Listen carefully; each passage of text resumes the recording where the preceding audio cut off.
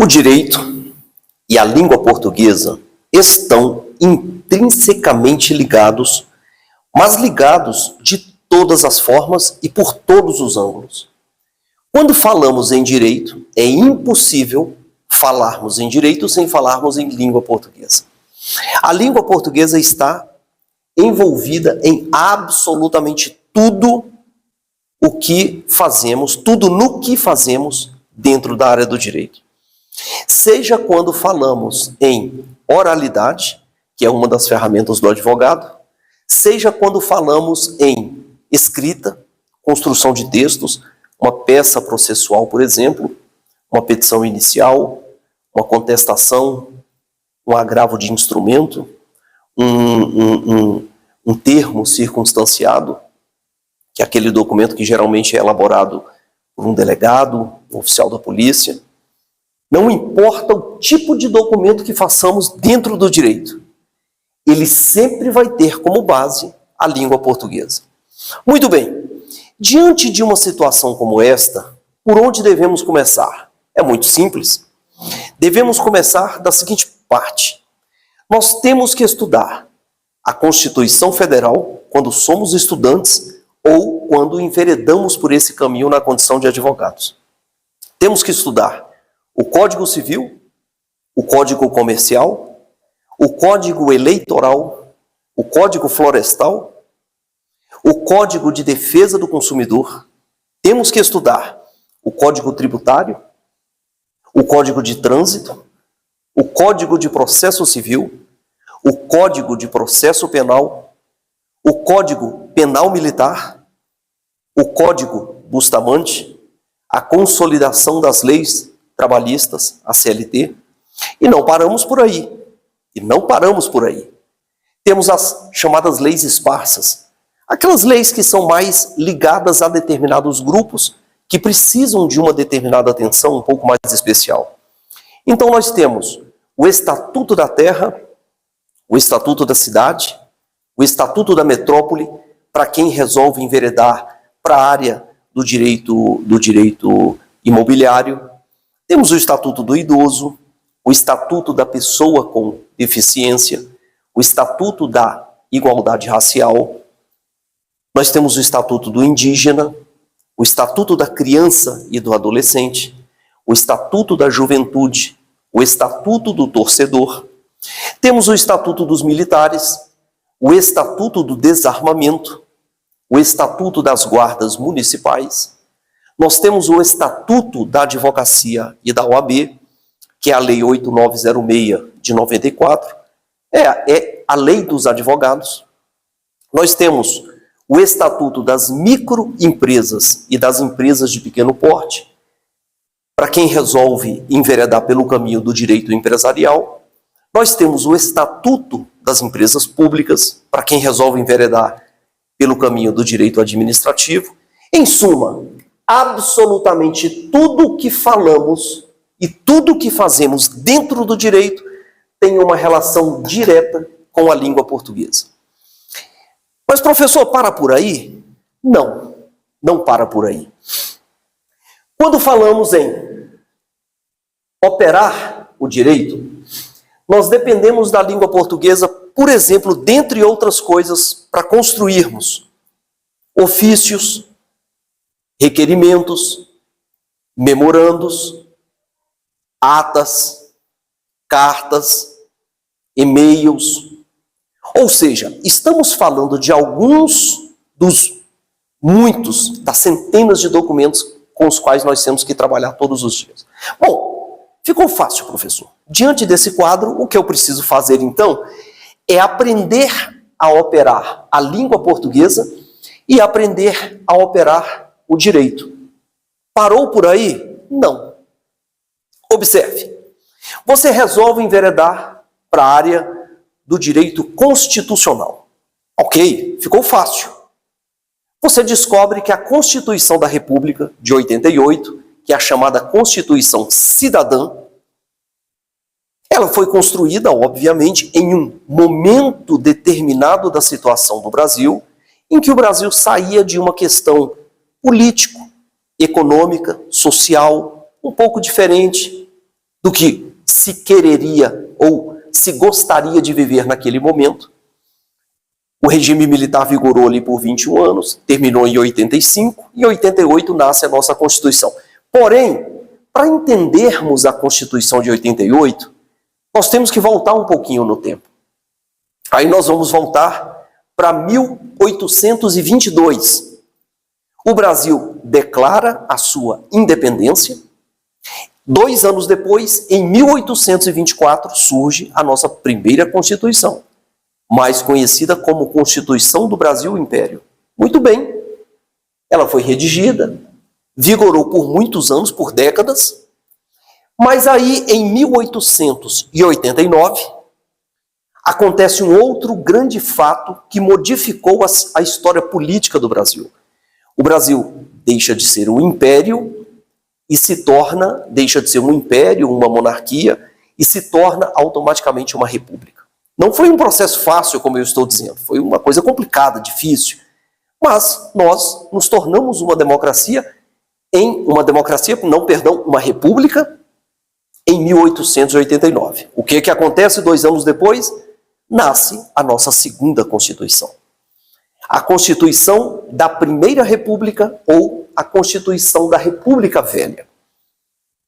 Ela nasce em 1891 e, obviamente, ela rompia com algumas questões vinculadas à Constituição de 1824, que atendia aquele momento político do Brasil. O Brasil era um império, o Brasil era uma monarquia, não é? A família real que chegou aqui em 1808 já havia ido embora. Muito bem. A Constituição de 1891 passa a atender aquele novo momento. Ela vigora por algum tempo e em 1934 nasce a nossa terceira Constituição.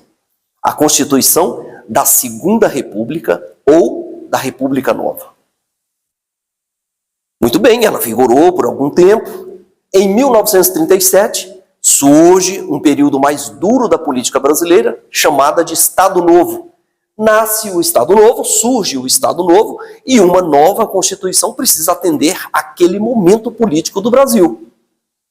Muito bem, a coisa está mais dura, mas os anos vão se passando, e alguns anos depois, em 1946, portanto, um ano depois do final da Segunda Guerra Mundial, nasce mais uma Constituição, que rompe com aquelas regras da Constituição de 37, que era mais dura, e traz alguns elementos da de 34. Até aí tudo bem. Os anos vão se passando. Em 1964, os militares sobem ao poder e, obviamente, a Constituição de 46 não atendia mais aquele momento político do Brasil. Surge uma nova Constituição em 67 para atender ao novo regime que estava no poder, que era o regime militar. A de 67 endureceu um pouquinho mais. 2 anos depois, surge o Ato Institucional número 5, mais conhecido como AI-5, que dá um pouquinho mais de endurecida no sistema, e ela vigora até 1988, quando surge a nossa Constituição Cidadã. Portanto, para entendermos esse momento político do Brasil, nós temos que ler bastante, e aí estamos dentro desse processo para entendermos esse aqui. Dá para entender isso aqui, professor Freire, sem passar por aqui? Não dá. Definitivamente não dá. É necessário ler alguns livros de história, de preferência vários, de preferência com visões diferentes, para nós enriquecermos o nosso universo, para chegarmos a esse ponto. Muito bem. Em 1988, surge a nossa Constituição. 250 artigos, aproximadamente até hoje, umas 140 emendas constitucionais até os dias de hoje, aproximadamente, e o ato das disposições constitucionais transitórias. Até aí tudo bem. O estudante vai enveredar para o caminho do direito constitucional, basta que ele leia muito, aí ele domina. Bom, mas o que ele precisa saber, professor Freire, dentro da Constituição para ele dominar o texto? Bom, a Constituição inteira, atual, tem aproximadamente 250 artigos divididos em 9 títulos. Então você vai pegar ali o título número 1, dos princípios fundamentais. Então você vai se aprofundar e vai começar a pensar do ponto de vista da língua. O que são princípios? E o que são princípios fundamentais? Bom, no momento em que você começa a pensar que princípio é aquilo que vem primeiro, é aquilo que está na base, não é? É aquilo que está no fundo, é aquilo que serve como base. Você começa a refletir não a partir do direito, num primeiro momento, mas a partir da língua portuguesa. Para entender o que são princípios fundamentais, é necessário refletir sobre o que são princípios, sobre o que são fundamentos de uma república e assim sucessivamente. Nós temos os fundamentos elencados, devidamente elencados no artigo 1º da Constituição. Não é? A soberania, a cidadania, a dignidade da pessoa humana, o valor do trabalho e da livre iniciativa, a pluralidade política e assim por diante. São fundamentos da República que estão diretamente atrelados aos princípios que suportam, que sustentam esta República. Muito bem. Aí nós temos lá o título 2º dos direitos e garantias fundamentais, que começa lá no artigo 5º e vai até o artigo 17.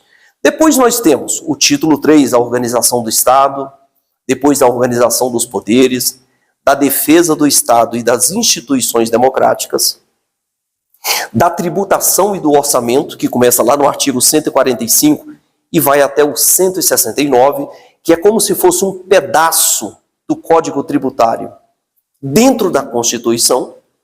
Depois nós temos da ordem econômica e financeira, da ordem social e das disposições constitucionais. Muito bem, feito isso, tendo entendido esse esqueleto da Constituição, aqui ó, vamos colocar aqui ó, começamos pela Constituição Federal. Entendido esse esqueleto, aí você pode se aprofundar. Não construir peças de primeiro, de pronto, você vai se aprofundar devagarinho, vai estudando, vai trabalhando, até que você descubra que a Constituição, da mesma forma que tem toda uma estrutura de direito que precisa ser interpretado, você também tem toda uma estrutura processual dentro do próprio texto constitucional. Ali você vai entender quais são as autoridades que possuem legitimidade para impetrar, por exemplo, uma ação direta de inconstitucionalidade, uma ação declaratória de constitucionalidade, uma arguição de descumprimento de preceito fundamental, uma ação, um mandado de segurança coletivo, um mandado de injunção. Não é? Essas peças processuais do direito constitucional devem ser devidamente trabalhadas caso o estudante resolva enveredar pelo caminho do direito constitucional. Bom, professor, até aí está tudo fácil, está simples. Mas eu não quero trabalhar com direito constitucional, não é o meu objetivo. Eu quero enveredar para o caminho do direito civil. Ok. Aí você pega, obviamente, a lei maior no direito civil, é o próprio Código Civil, atrelado à Constituição. Ok? Os dois caminham muito juntos. Se você pegar o artigo 5º até o 17, ele está diretamente ligado ao Código Civil. Aí você fala, não, tudo bem, eu sou estudante, vou dominar o Código Civil e aí eu estou bem. Para entender o Código Civil brasileiro, você volta no tempo de novo, igual fizemos com a Constituição. Como é que você volta no tempo? É simples.